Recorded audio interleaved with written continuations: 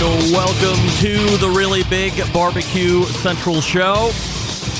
This is the show that talks about all things important in the world of barbecue and grilling. Originating from the Rock and Roll Hall of Fame city of Cleveland, Ohio, the barbecue capital of the North Coast. I'm your program host, Greg Rempe. Happy to have you aboard here on your Tuesday evenings. Live fire, fun, and frivolous show.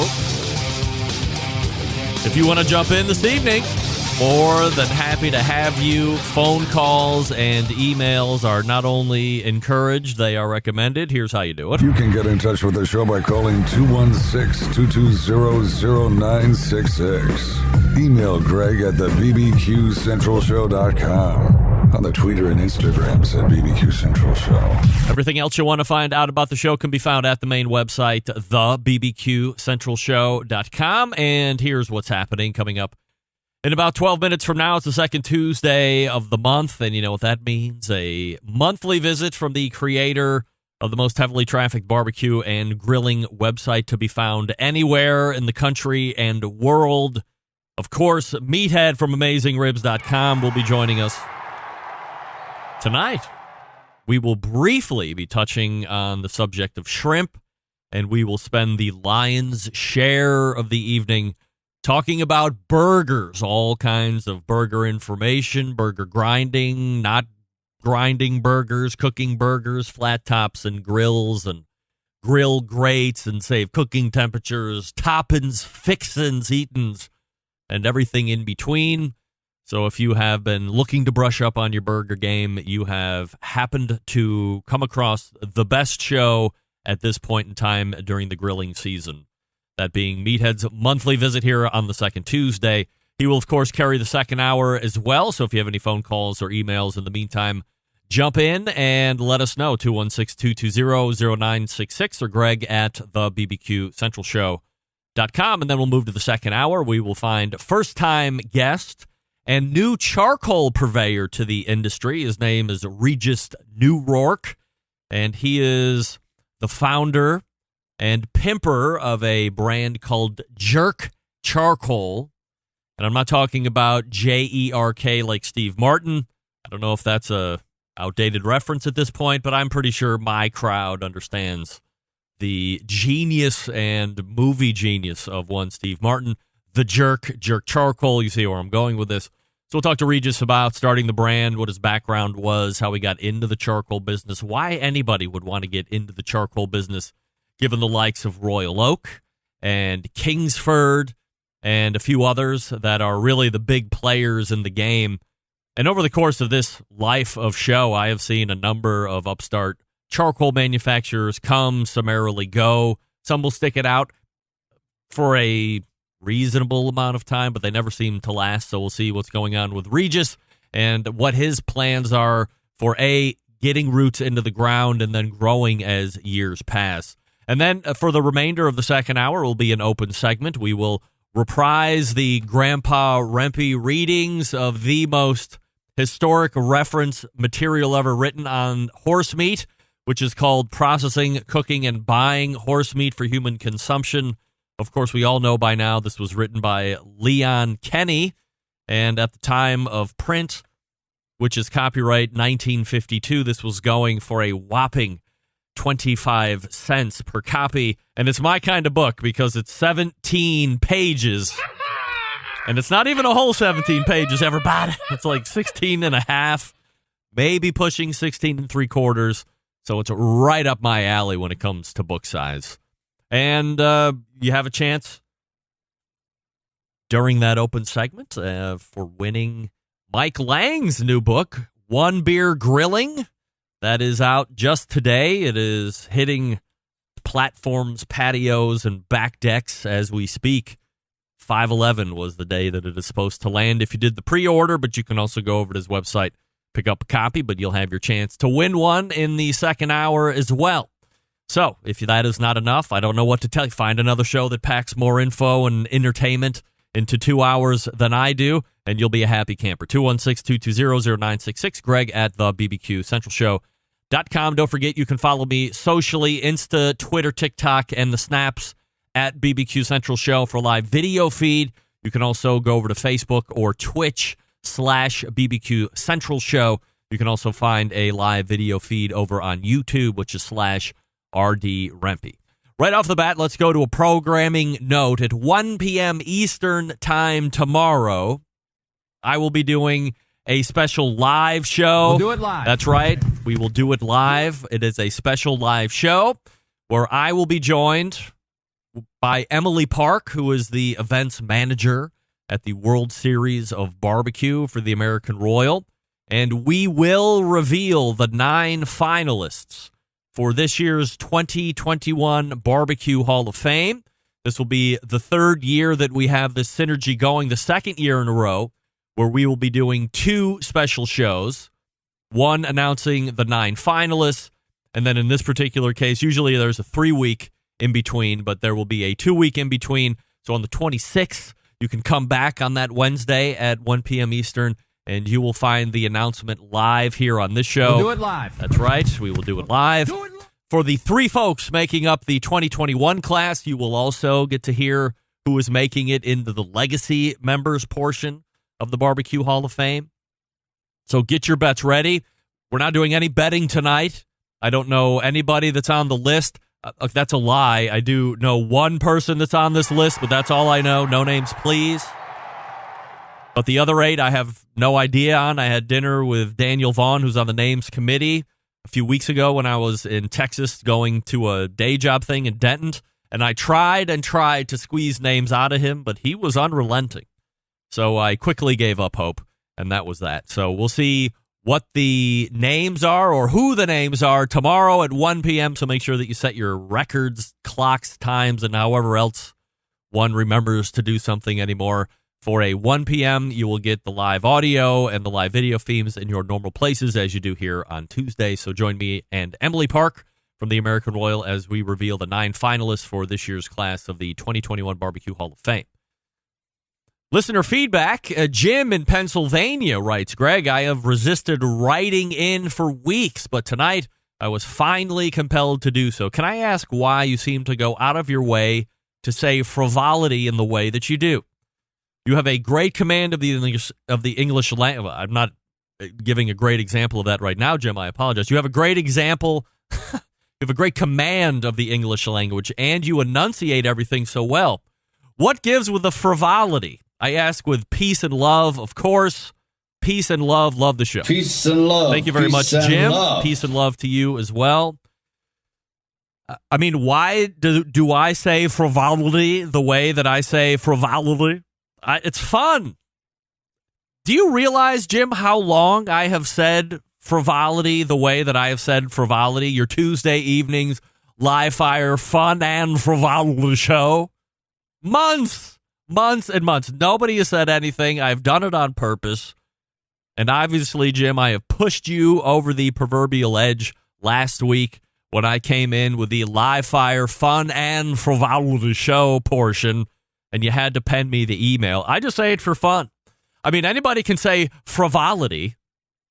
Anybody can say that. Some other shows, as I had mentioned last week, try to steal live fire fun and frivolity right out from under me. But they don't say frivolity because I'm really one of the only ones that can enunciate that properly and have it stick in your mind going, why in the hell is he saying it like that? And just that word. It's so annoying. I did it just for you, Jim, and you finally caught me in it. So congratulations. Brian in Maine writes the show. Greg, love the show, but wait a second, Brian. We don't write emails like that. We say love the show and never but, because what you're about to say now could mean that you don't actually love the show at all, but we will take all that into account as I continue. Greg, love the show, but things that didn't need a season 2 after the conclusion of season 1 include at the top of the list season 2 of American Idol Barbecue Central Show Edition. If you call that singing, then I'm praying for death before the end of this month. In a word, stop. Brian, what do you say? That the American Idol Barbecue Central Show Edition is not providing superior singing talent by the likes of me, embedded correspondents Rusty Monson, Doug Scheiding, John Solberg, and returning champion Jeff Rice? We're not giving you the singing quality that you need, Brian? So much so that you're praying for death before the end of the month. How about this? Don't die, just don't tune in at the end of the month. But you're going to want to. I've recorded 2 songs that I'm trying to pick from. They're so good. Thank you for writing in, Brian. I'll talk to you quickly about Pits and Spits before we get to Meathead. Handcrafting smokers and grills in Houston, Texas in that time. Establishing itself as one of the premier brands in high-quality offset smokers and more recently pellet cookers. Pits and Spits setting itself apart by using heavy 7 and 10 gauge stainless in every cooker, fully welded construction that you can feel when you use the unit. 304 stainless roll top lid and front shelf on every single smoker. So why does it matter? Well, by using higher quality materials, you get a smoker that reaches and maintains temperatures, allowing you to worry more about the meat than the heat. And by providing a fully welded smoker, you don't have to worry about grease and smoke leaking out of the chamber. Also, that grill isn't going to rattle apart as you move it through the backyard. And by using 304 stainless, you're getting an heirloom quality piece of equipment that you can pass down for generations to come. Now, where some companies focus on being a low-cost provider, Pits and Spits focuses on craftsmanship and using quality materials. Are there cheaper ways to make these products? Absolutely. Do they like tack welds, cheap stainless, and electronics that you can't trust? Absolutely not.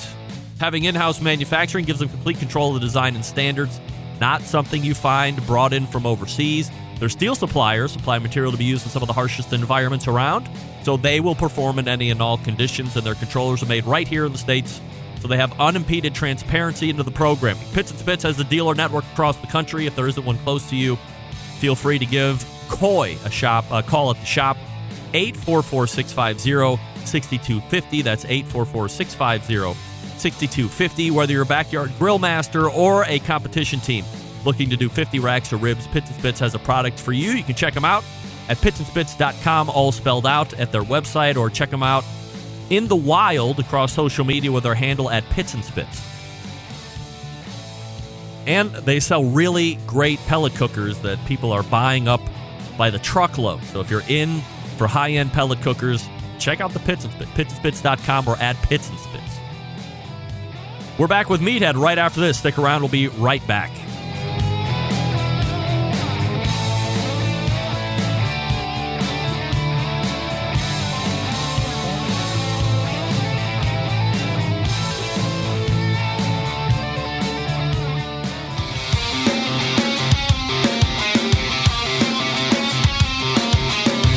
Broadcasting live from the BBQ Central Show studios in Cleveland, Ohio.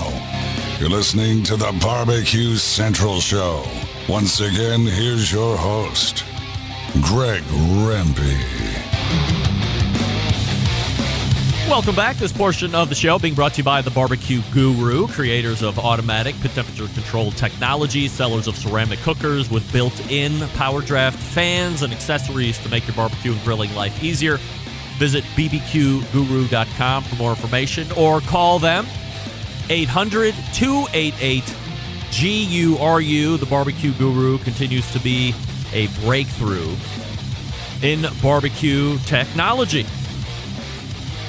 All right, you know what that means? It's one of the most prolific theme songs and walk-up songs that you ever hear once a month here on the show. And that, of course, means we have a visit from none other than show favorite Meathead from AmazingRibs.com. Hey, Meathead. Hey, hello, Greg, and hello, Centralites. Now, Greg, yes, you dodged the answer. I know why you say frivolity the way you do. Frivolity? That's the Harry Carey accent. Well, I would say mostly astute, but for some reason it is not something that I am keenly aware that I might be mimicking. I'm just saying it like a tool. But it is. It's not, hey, frivolity, everybody. But it's a little bit more. You know, yeah. Hey, hey. For listeners who don't know the history here, oh my, Greg does a wonderful imitation of the great baseball broadcaster who did both the Cubs and the Sox at various times, Harry Carey. And Greg used to do it regularly on the air in his youth and childhood. And it sounds like the only thing remaining of that imitation is frivolity. Frivolity. I can't even say it. Yeah, it's There tough. you go. Yeah, There it's you tough. go. Jim called me out And on you it from said- Pittsburgh. You said you've written a couple of songs. I tuned in early just because I had nothing better to do. Yes. And I heard a song about sherry. Oh, dear. Is that one of the songs you've written? You heard that? Yes. I didn't think I that hope was... your wife and daughters have never wait. heard No, that. No. I know why you heard that. Okay. You had linked in to the interface, so that wasn't going out I over... don't know. I'm telling you right All now. I know is I'm sitting No, here yes, and yes. my jaw's wide. Is that your idea of songwriting? Well, here's the... And who, pray all tell, right, look, is Sherry? Of course, out of anybody, I know, Meathead, you are waiting with bated breath to hear who Sherry is, no doubt about it. But all I have to say is this: it has been taken wildly out of context, and the only reason that you heard that is because you were in the green room early. That did not go out over Facebook or That's just a green room YouTube. song? That was only a green room hearing that you heard. So Okay. let's just say Well, that... not much embarrasses me, but I'd appreciate if that wasn't in the green room next month. Really? You didn't think this was funny? Yeah, All borderline. right. I won't go ahead and play that. But yeah, I'm getting to be an old. so what an I old need to fuddy-duddy. what I need to do off air is explain why that's funny, because hearing it the way you heard it is just potentially very raucous. Raucous? Okay, we'll use that word. Yes, raucous. Incorrectly. Blue. It's a little blue. But yeah. Yeah. All right. Royal blue. Royal blue, yes. All right. I'll explain it to you. It'll make way more sense after the fact. But hearing it out of So, context is a little One odd. more topic that you covered in the intro. All And right. that's the announcement tomorrow about the Hall of Fame. Yeah. And you say you have no idea of who's going to be in there. Well, they did say nobody I knew knows one. for sure, I don't think. Yeah. But Yeah. let's take a look at the list of people who were nominated last year that didn't get in. All right. Did you keep And a that's list? probably where they're going to start, don't you think? I don't have any idea how it all works, to be honest. So I mean, I would imagine. Well, that's a lie. I mean, I do understand how it works. So if you were on a finals list, or you made that semi-final list of 9, let's call it. I don't even know what we're supposed to call it, but let's just say it's a list of 9 finalists, 3 of which will be voted on and make up the Barbecue Hall of Fame for 2021. Right. All of those names, holding the 3 that got in, are wiped off and thrown back into the main hopper. So none of those names, which would be 6, immediately carry over into automatically making it into the semifinal or to the finals list again. They have to be brought back up. They have to be agreed upon. And then, in essence, it's almost very complimentary that you would be brought up and then picked back on that list, especially if one didn't make it 1 or 2 years or 3 years in a row or whatever. Well, my guess is that if you were good enough to be nominated last year, but not good enough to get in, that you're probably got a good chance to get in, to get on that 9 list. Whether you get in or not, I don't know. And I have the list of the 6 who were nominated last year that didn't get in. Let's hear it. And I think it's a pretty stellar list, and there's a good chance some of these folks will be on the list again tomorrow, if not inducted. Okay. Let's hear the list. Well, Rodney Scott, the whole hog legend from South Carolina.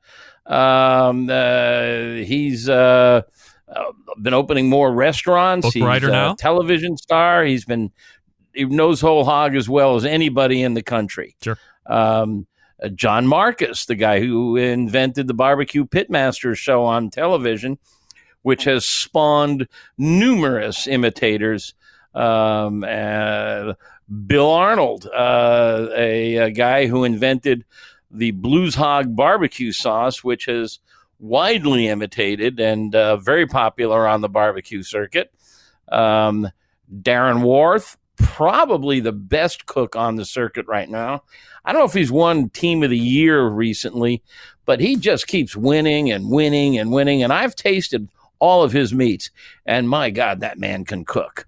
Out of Iowa, Smokey D's Barbecue in Des Moines. Yep. And then finally, Leanne Whippen. Leanne is the managing partner of the Deviled Pig restaurant in Tampa, a popular competitor on several barbecue competition shows, including Barbecue Pitmasters.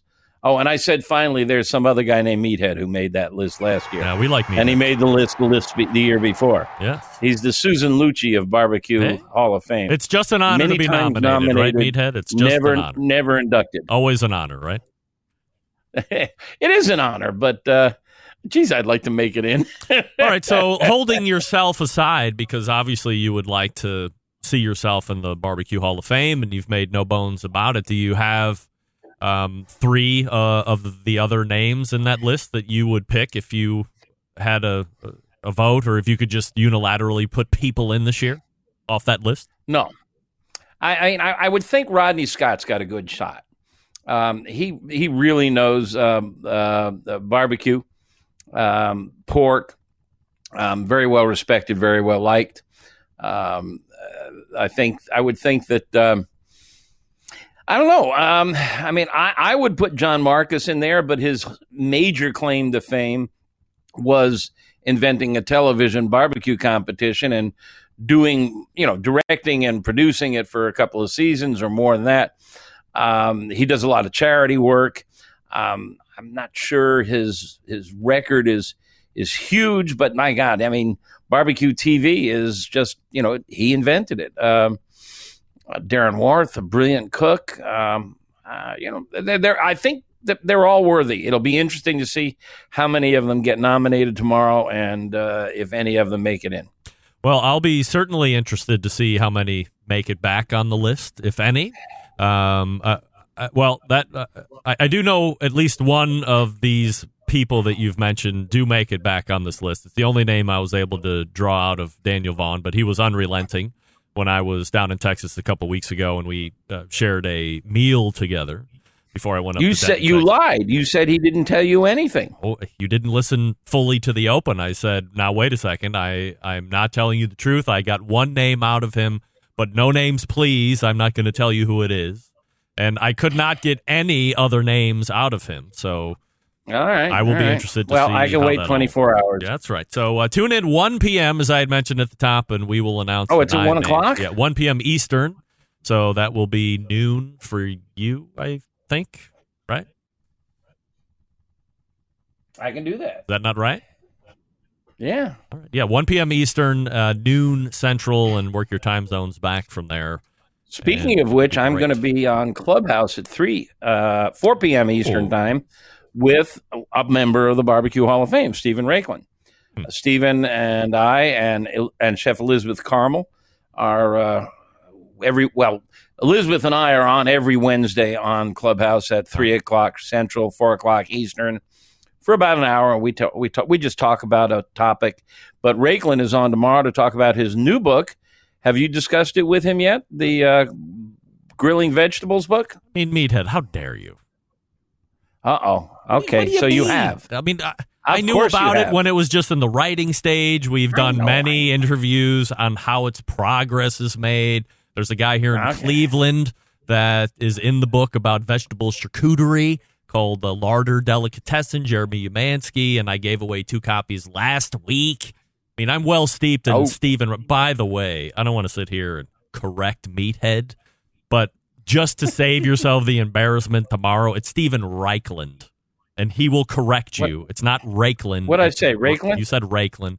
A lot of people butcher it even worse than that, but it is Raiklen, and I have been taught the right way to say it. So let me help you now and save a little face in advance. Okay, I will get it right tomorrow. But Stephen he is the maestro. Yep. I will bow and scrape before him. Well, I just found out. Well, I didn't find out about Clubhouse, but it just became available for Android users in the last 48 hours. That's what I hear. And John Solberg sent me an invite, and I have joined Diva's Clubhouse that she does at 7 o'clock every morning just to get a feel for how that whole thing is operating. And I might do Danielle Bennett, Diva Q. Oh, okay. Yep. So she's got the biggest barbecue clubhouse or whatever you call that, the group I don't know or how you measure rooms it. or whatever. I have followers and whatever to the room. I wonder. I think we've got quite a few. Elizabeth and I have been doing it for about 2 months on Wednesday at 4:00 Eastern. Yes. We got a couple hundred followers. They don't all show up, though. Of course. Well, I mean, I'm just learning all about it, so I don't even know the right terminology. It's like Facebook Live, only Yes. instead of typing your questions, you can ask aloud. And it's all audio, and it's not archived, from what I understand. So, And there's no video. No, I thought about doing something called The Wrap on Wednesdays at some point, where we recap the show from the night before with a couple moderators. Oh, God, I thought you were going to ask me if I could rap. Can you? Hell no. Oh, I was going to say, I'll put on a backing track and we'll hear you freestyle for us. It'll be great. Maybe next year you can join us for season 3 of the American Idol's Barbecue Central Show edition. I couldn't sing my way out of a paper bag, carry a tune in a paper bag. All right. Well off track here, Meathead. So let's go ahead and firmly place the wheels back on the rails. And speaking about Clubhouse, yesterday the topic du jour from BBQ's room was shrimp. And I asked if you had any interest in shrimp, barbecue shrimp. Oh, shrimp. Yes. Shrimp, yes. So what do you know about shrimp, aside from I learned that you are, I guess, allergic, so you're probably not a big eater of that, but I would assume that's something that people talk about. I was raised in Florida, yeah, and shrimp was, on the menu often. We used it for bait. We caught everything on shrimp. I used to cook quite a lot, and then about 20 years ago, I had some soft-shell crab. And my throat swelled up, and I could barely talk. And about a couple of weeks later, I had some lobster, and same response. And it became pretty clear that the bugs, shrimp, crab, lobster, and crawfish, I had an allergy. I developed it late in life. I'm told that that's not unusual. It's not. That it's happened to my probably mom. related. Yeah, your mom too? Yes. It could be fatal if you can go into anaphylaxis. I didn't let that deter me because I was working on my last book. I wanted some shellfish recipes in there. And one day I was grilling some shrimp, and just the vapors from the grilling made my eyes swell shut. So wow. I haven't cooked shrimp in a long time, but that doesn't mean I don't know a little bit about it. And I can share some of the things that I know, I remember, and that I've heard from others and that I've read elsewhere that I might be able to share with you guys. All right. Give us some cooking tips or ways that seem to be the most popular. Well, let's start with buying shrimp. Yes. Oh, yes. I think it's generally considered that your Gulf of Mexico shrimp are some of the best, and that there's a great deal of shrimp coming in from Thailand that is grown under slave conditions, under very difficult conditions, very little regulation in the feed and the water quality. And so the general impression I'm hearing out there is try to find out the source, try to get Gulf of Mexico shrimp, and try to avoid shrimp from the Far East. A lot of food, not just shrimp, turkey, everything else, sometimes it's best to get frozen. If you buy fresh shrimp, well, you're in Cleveland. You buy fresh shrimp in Cleveland, that means it's caught at sea one day, and it may spend a day in the hold of the ship on ice.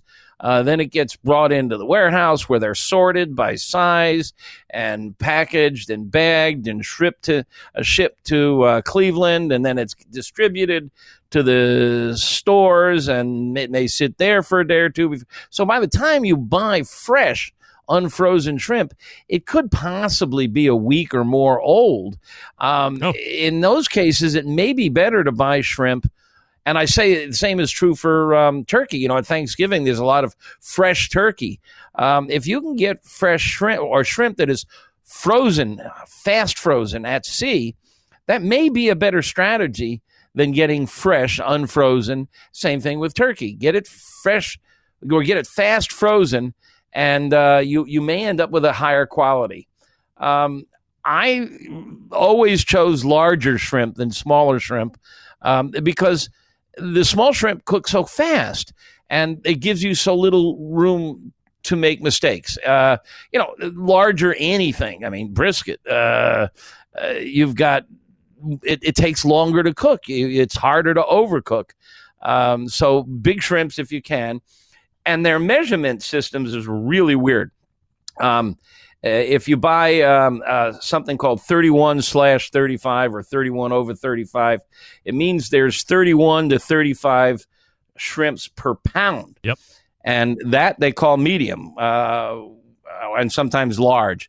The sizes large, medium, colossal are kind of like condoms, You buy a condom, Magnum. Colossal. Magnum. Yeah, right. Nobody's going to go and say, I need a small. Nobody's going to. Right. And so, but I think, you get your large ones.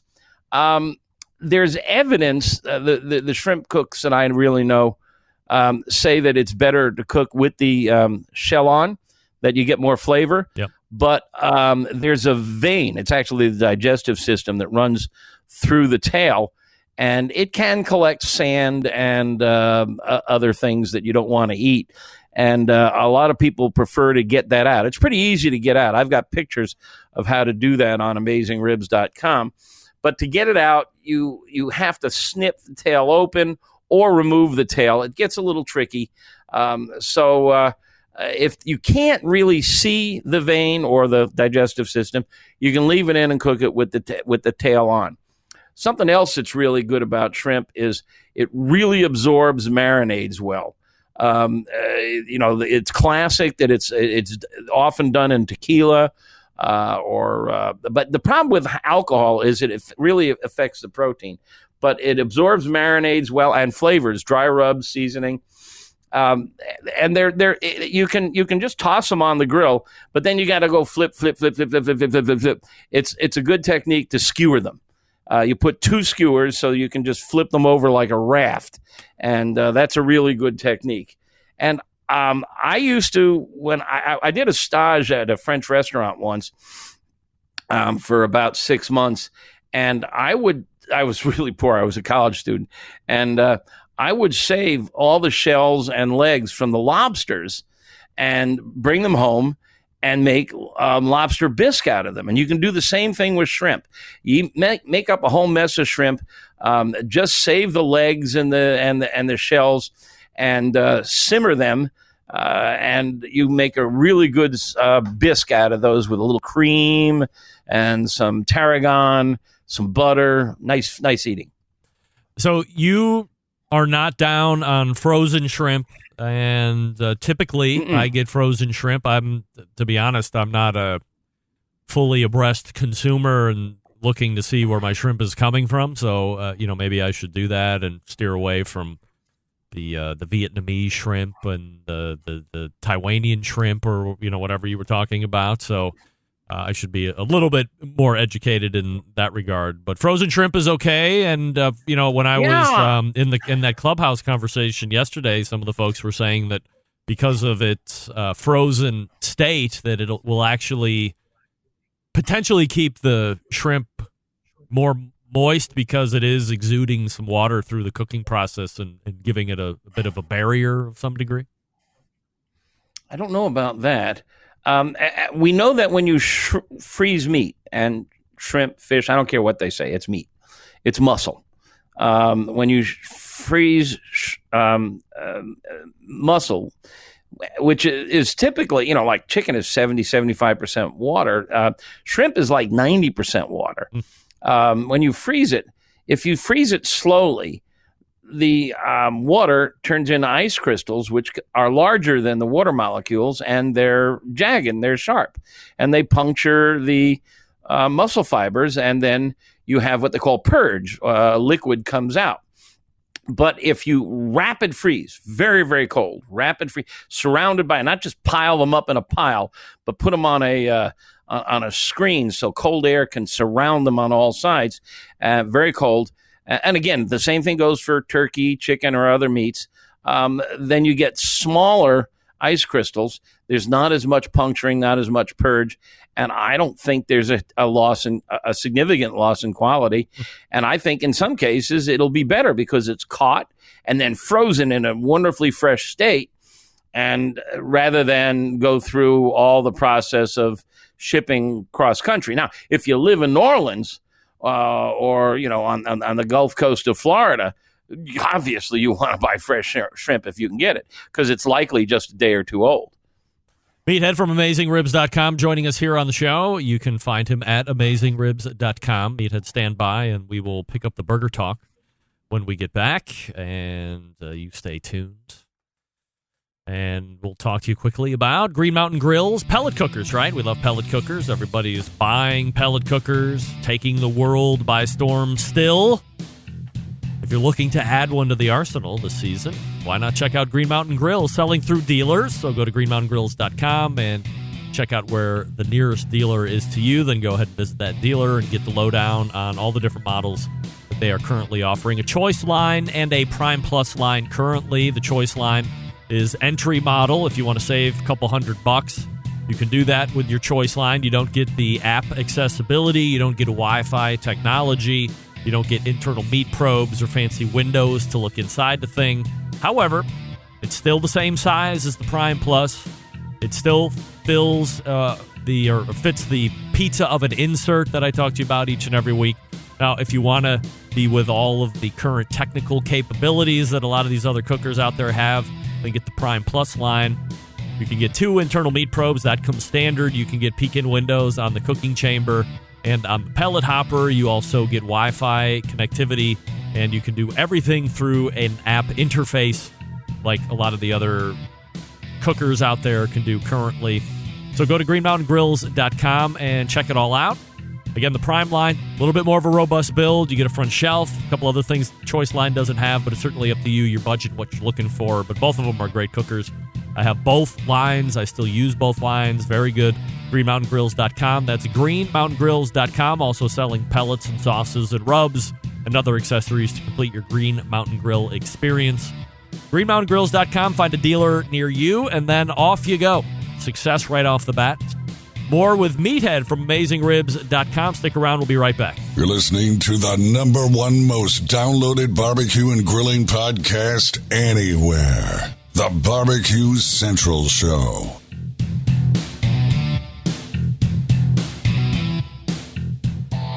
Howard Stern, Jim Rome, Dan Patrick, and Greg Rempe. The Mountain Rushmore of talk show entertainment. Now, let's get back to the BBQ Central Show. And this portion being brought to you by CookinPellets.com. We just talked about Green Mountain Pellet Grills. You can go to CookinPellets.com and fire that Green Mountain Grill or any pellet grill that you currently have. Your #1 source for quality wood pellets for all your pellet-driven cookers. Visit CookinPellets.com for more info or to purchase. That's CookinPellets.com. And we are rejoined by Meathead from AmazingRibs.com. All right, Meathead. Let's talk about burgers, one of my favorite things. Oh, boy. I love burgers. I think I could eat burgers every night for dinner, perhaps even for lunch and dinner, 7 days a week. I love them in all forms and fashions. Hold the onion, of course. Where should we start with burger talk? Should we talk about, like, the history of the burger? Should we talk about regionalities of burgers? Or should we just jump right into making Let's talk about how to make burgers. All right, let's do that. You know, we'll run 2 hours if we start getting into the history, which is disputed, and the regional styles, which aren't as identifiable as hot dogs. Hot dogs has very distinct regional styles. Yes. Burgers to be more restaurant-to-restaurant specialties. I was thinking about this when you said you'd like to talk about burgers tonight, and I was thinking, I think learning to master burgers was a bigger mountain to climb for me than brisket, than anything, because it really is hard to nail it. There are just so many possible ways you can screw up a burger, and there are so many variables to getting it right. So, I worked really hard, and it was interesting about, halfway through my journey into burgers, it dawned on me that what I was striving for was I had this platonic vision of the perfect burger in my head. And as I was talking with friends, it turns out they have them too. You probably have one, Greg. Somewhere in your background, you had that burger that just blew you away. You saw God, didn't you? Yes. Tell us about it. It was a dark and stormy night. No.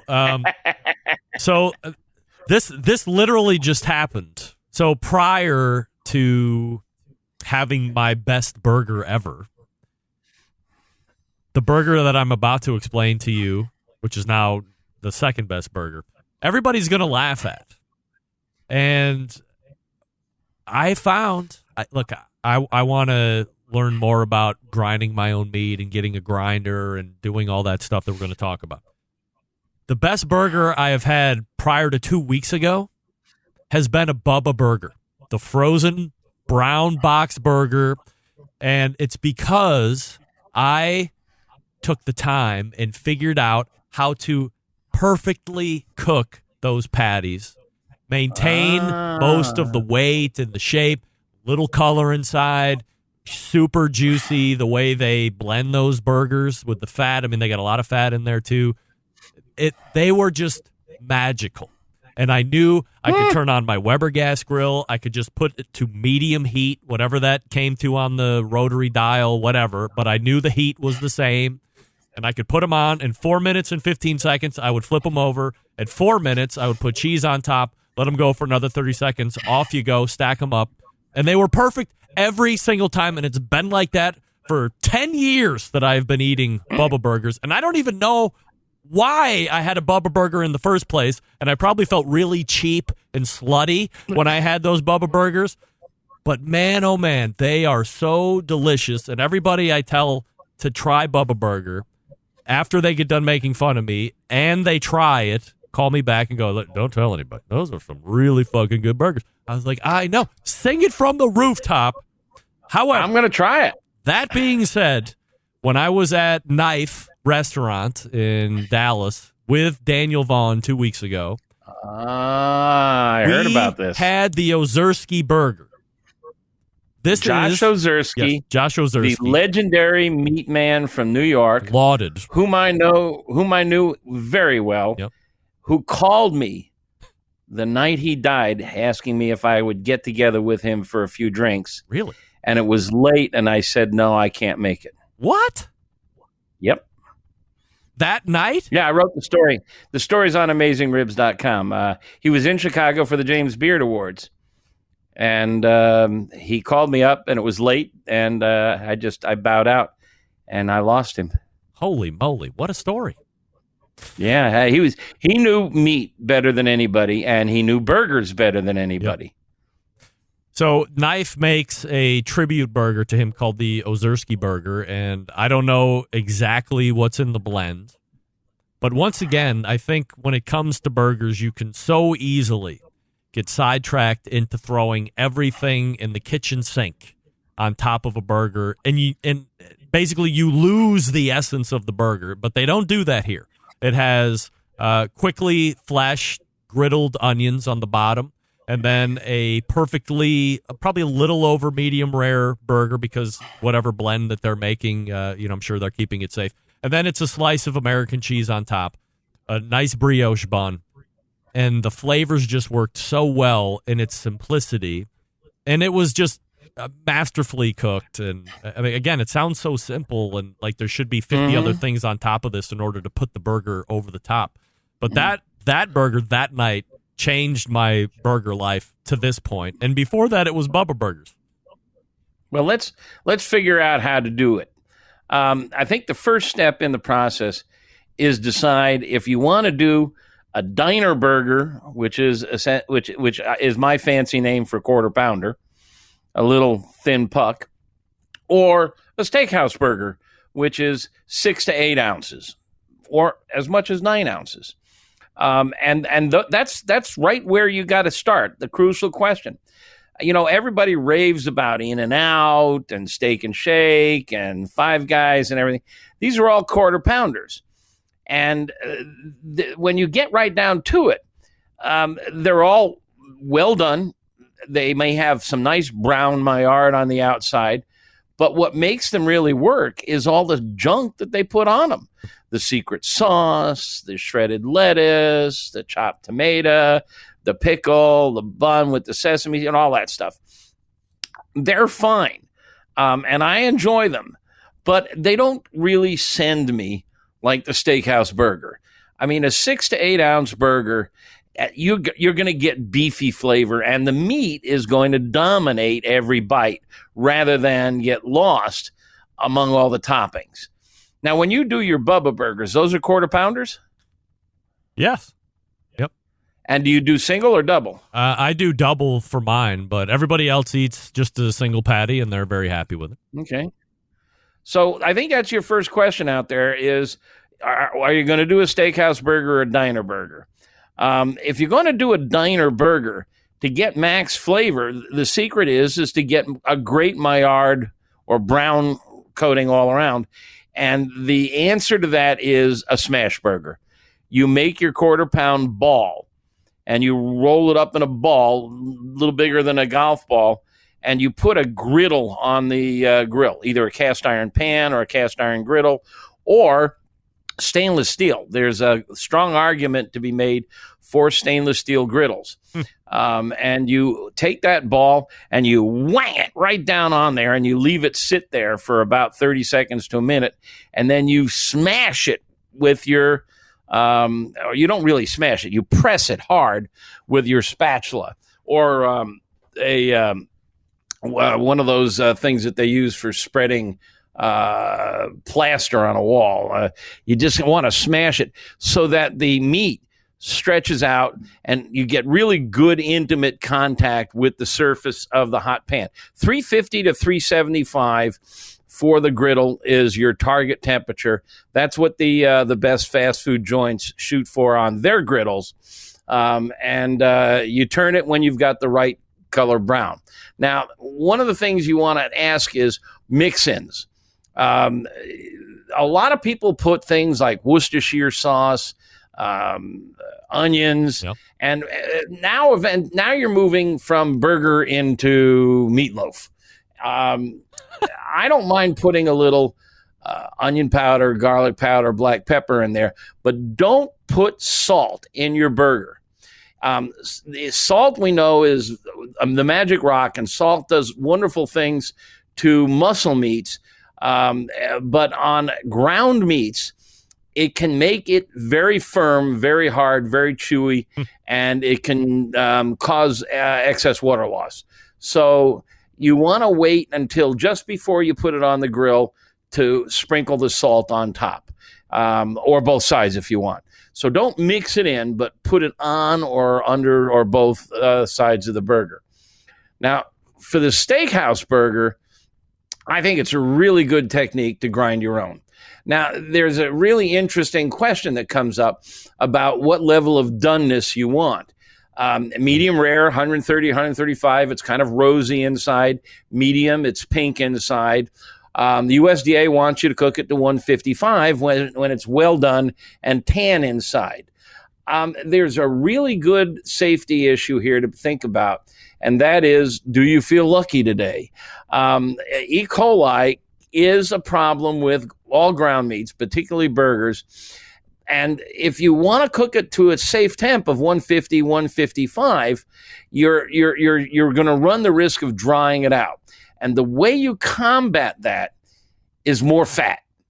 The moisture in a burger that's vital is not water.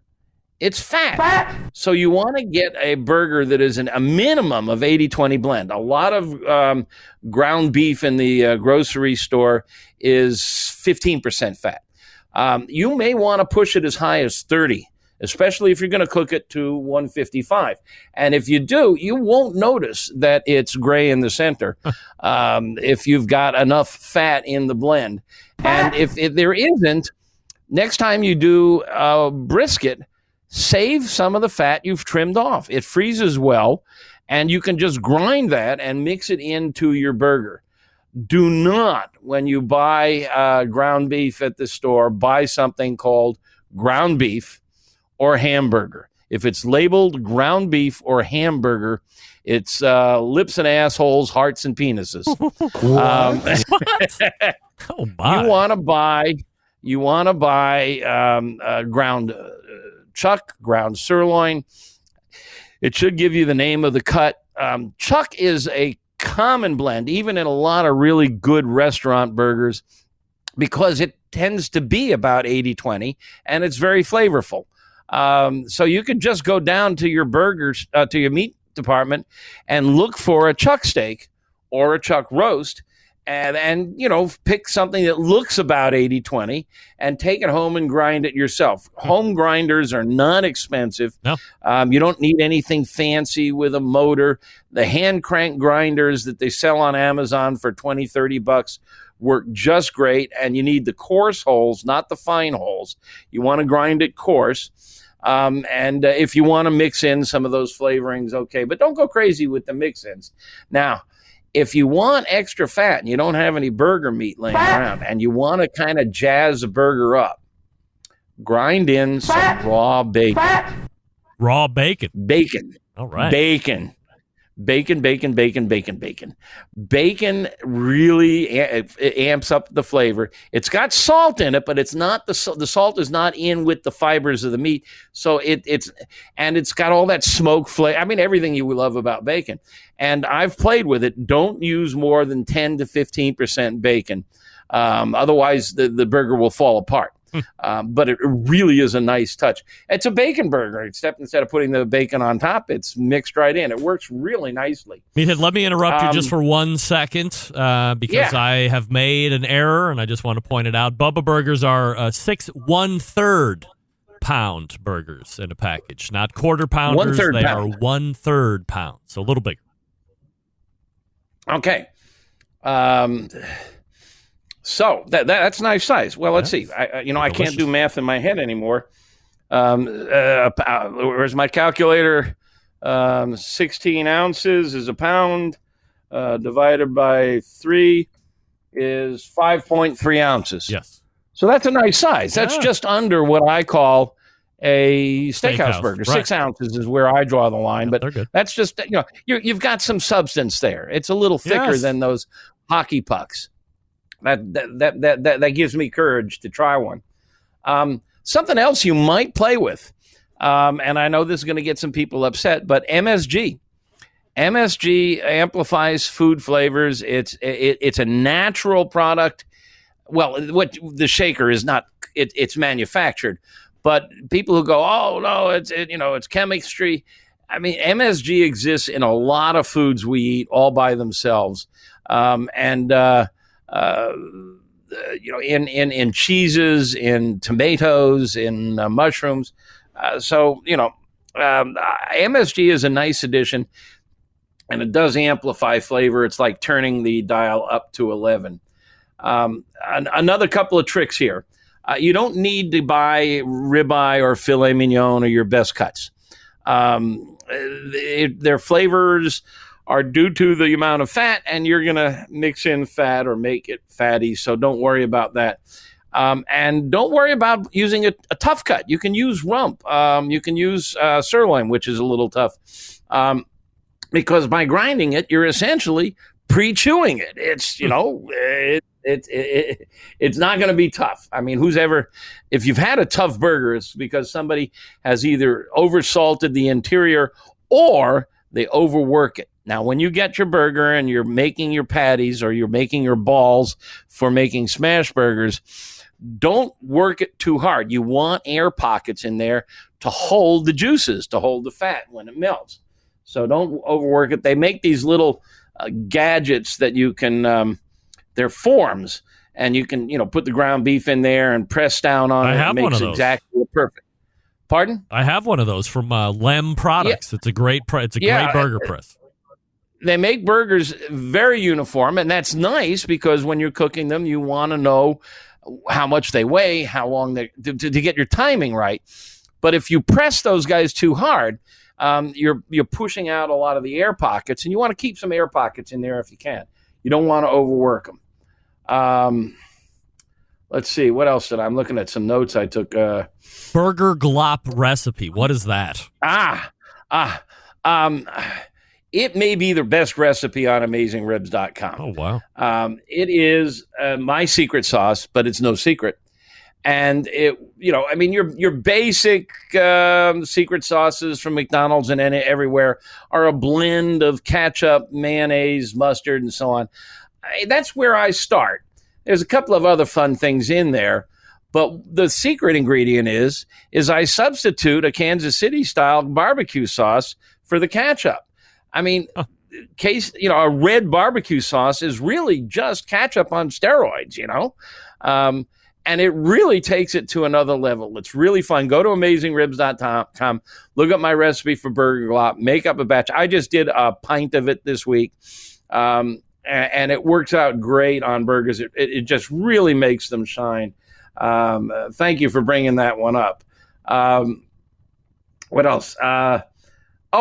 Okay. Now, if you absolutely have to have a medium rare or rare burger or medium burger, and you are concerned about the bacterial risk, and you should be, there's a trick to get there.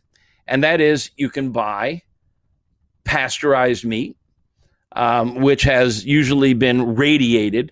The radiation does no harm to the meat, but you can pasteurize it yourself. You go out and you buy a chuck steak, which is around 80-20, and you bring it home and you get a pot of water boiling on the stovetop. Now, if meat is going to be contaminated, it's going to be contaminated almost always on the surface. Right. Microbes are huge. They can't penetrate deep into the meat. So if there's E. coli or somebody there, it's going to be on the surface. And it can get there during the butchering process 100 different ways. I'm not going to get into it. But the problem with ground beef is if you take a steak that has contamination and grind it up, now the contamination is in the center. And if you don't cook it to 150, 155, now you're at risk. And particularly children, elderly, and immune compromised are at risk. So you don't want to do Memorial Day in the emergency room of the hospital. But if you take that steak and you put it in boiling water for about 30 seconds, you have just pasteurized it. Huh. You have killed all the bacteria on the surface. Pluck it out. It'll be a little gray on the surface, but once you grind it, you'll never notice it. It won't affect the flavor, and now you can cook your burger to medium rare or rare if you want, and it's perfectly safe. Another thought. You don't need USDA Prime or Wagyu. I mean, you see restaurants, Kobe burgers, Wagyu burgers. It's the meat and the fat blend and how you cook it. And, the beauty of Wagyu and Kobe is that they're so tender. Well, who cares when it's ground beef? It's pre-chewed. So don't waste your money on them. Right. Let me chew that beef for you in the form of a steak, and I'll tell you how good it is. Yeah. Oh, my. Well, you can get all your burger information over at AmazingRibs.com, of course, and from time to time we rehash this subject because, as Meathead and I both have said, we love burgers. I think we're both fans of steakhouse burgers, but you got to try. If they have them near you, get a box of Bubba Burgers. If you don't like it, I'll reimburse you the $12 or whatever it is. But I find them to be really good, about 4.5 minutes aside, and away you go. You can obviously take it up or writing down it down from there, now. But it's so good. You can find Meathead over on social media. You can find him at AmazingRibs.com, and of course the second Tuesday of the month right here on the Barbecue Central Show. Before we go, Meathead, one last thought? Two last thoughts. Number one, the meetup in Memphis is back on. We had it. We had canceled it twice. It was scheduled for August. It is now back on for March 18 through 20 in Memphis. Same schedule, everything. Just go to AmazingRibs.com/Memphis. The only conference in the world for barbecue lovers, backyard barbecue. It should be a lot of fun. We've got some good speakers. And the other bit of information is we broke the 17,000 member mark on the Pitmaster Club, And that now makes us the largest barbecue association in the world. We are officially larger than KCBS. Wow. Now, that probably won't last. KCBS lost a lot of members last year because of COVID, and I'm sure they'll come back and pass us. But for this shining moment, we are bigger than KCBS. Look at this guy. Congratulations. Meathead, you can help further the cause if you are not a member of the Pitmasters Club by shucking out less than $25 for membership over the course of the year and have access to all sorts of great information and message boards and all that stuff. Meathead, thanks so much, and we will see you in June. Always good to talk to you, Greg, and the Centralites. There he is, Meathead from AmazingRibs.com. Wow, 17,000 members right there. Look at Meathead go. Bigger than KCBS right now. That means it's probably 7 or 9 times bigger than NBBQA, right? Maybe 15 times bigger than NBBQA. Anyway, you can find Meathead right here on the second Tuesday of the month. I'll talk to you quickly about Cosmos Q. Based out of Oklahoma, Cosmos Q has been providing both backyard and competition cooks world championship level rub sauces, injection soaks, and brines. Their exclusive wing dust is also available on the market right now. Best of all, the products are made right here in the States with all natural ingredients. Cosmos Q continues to break new ground in the rub, seasoning, sauce, and injection world. The results proven not only on the competition trail year after year, but also proven in the backyard as well. More and more backyard warriors looking to step up that barbecue game and take it to the next level. No better or easier way to do that than by picking world championship quality rub sauces, injections, and marinades. And that's exactly what happens when you choose Cosmos Q. Not only is the barbecue game covered, but they have that grilling game covered as well. Whole line of products to help amp up that part of your outdoor cooking repertoire. By the way, Cosmos knows a thing or two about grilling. After all, he is a world championship steak cook. Head on over to Cosmos Q's website right now, Cosmos with a K, the letter Q.com. That's Cosmos with a K, the letter Q.com. As you check out, use promo code SPRING BBQ10, all one word. Do it together, SPRING BBQ10, and that will get you 10% off your entire order at Cosmos Q. All the products that you want, the injections, the marinades, the rubs, the wing dust, which I'm falling in love with more and more each day. And you can save 10% off the entire order with Spring BBQ 10. We've run a little bit over. We will go ahead and catch up and then get over to the second hour. Stick around. We will be right back. Continuing to produce incredibly mediocre content in an exceptionally professional way. You're listening and watching the Barbecue Central Show. Once again, here's your host, Greg Rempe. And this portion of the show being brought to you by Fireboard 2, Fireboard 2 Drive, and Fireboard 2 Pro. Monitor up to 6 different temperatures simultaneously. Connect to Wi-Fi for cloud-based monitoring, or connect via Bluetooth. If you have Alexa or the Google Assistant in your home, you're in luck because Fireboard fully integrated with both. Find out more by visiting fireboard.com or call 816-945-2232. Steve in the chat room. Did Greg, Mr. ThermoWorks, his restaurant steak, just give cooking instructions by time? Technically, yes, Steve. However, and I say this with peace and love. Peace and love. Peace and love. Through the time I learned how to cook those Bubba burgers, medium heat, 4 minutes and 15 seconds. You know, those first many handfuls of times I was using my Thermapen to make sure that they were at a temperature that I felt comfortable with. And at that point, it was just time. So I'm giving you time now, but it has also been thermo worked. Fear not. By the way, I have breaking news. We have to push off the embedded correspondence segment at least another month for shooting the Ruth Chris plates at 500 degrees simply because the Ruth Chris here in Cleveland has closed. So I got to wait until I go down to Columbus next month at the top of the month. So, hey, we will have it, except it will be at the end of June and not the end of May. Let's go ahead and break for the second hour and abridged top, and then we will get to jerk charcoal after that. Stick around. We'll be right back.